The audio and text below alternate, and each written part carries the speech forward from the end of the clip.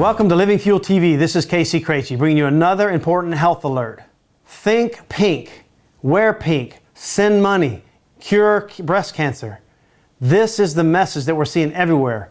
We even see pro football players in the NFL, men wearing pink, trying to raise money for this foundation to end breast cancer.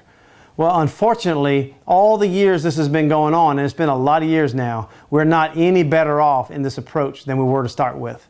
We have commercials online right now, on television right now, showing a picture of a lady's mammogram saying, if I didn't have this mammogram, I'd be dead right now.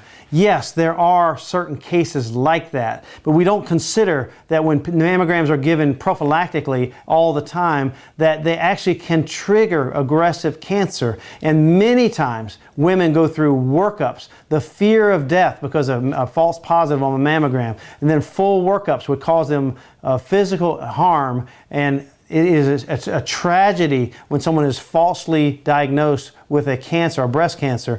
As much as it is a tragedy, not as much, it's more of a tragedy to miss it. But see, that's the point is there are other ways. We talk about thermography in some of the shows in the past. Thermography is not an end-all test, but it does, when you do a thermography test every year, it will judge the heat, and then areas where there is an increased blood flow, like there would be for a tumor, it lights up like a Christmas tree, and then they know to do further workup. Now, further workup could include mammogram, but oftentimes, generally, when they have a mammogram and they have a suspected problem, they'll go in and they'll do a biopsy, or they'll do a ultrasound test and see if the ultrasound can oftentimes give a differential diagnosis and tell that there is or isn't a problem. MRI is also another option, except for these contrast agents that are now giving people on MRIs are potentially very unhealthy. So the options are out there, and I'm bringing up these little examples because it's very important that people know that there are options.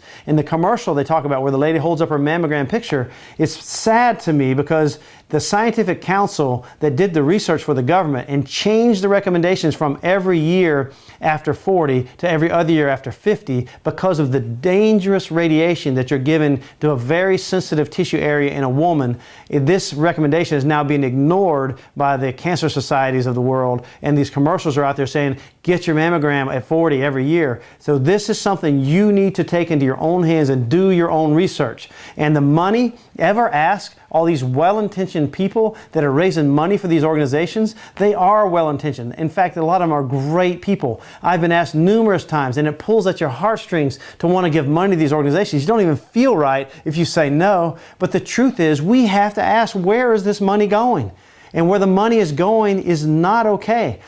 And it largely funds the pharmaceutical industry to try to find pharmaceutical approaches to something that we already know that there are a lot of things we can do in our lifestyle to reduce cancer, breast cancer, by 80+%. Vitamin D levels, omega-3 levels, so many other things. You can check out other shows we've done on the subject. But my point is, before you give to a cause, go beyond the emotional heart check that you get with the cause, and how it has the cause is really a good cause, but how are they addressing the cause? Where is the money going? I hope this is helpful to you. God bless you and have a great day.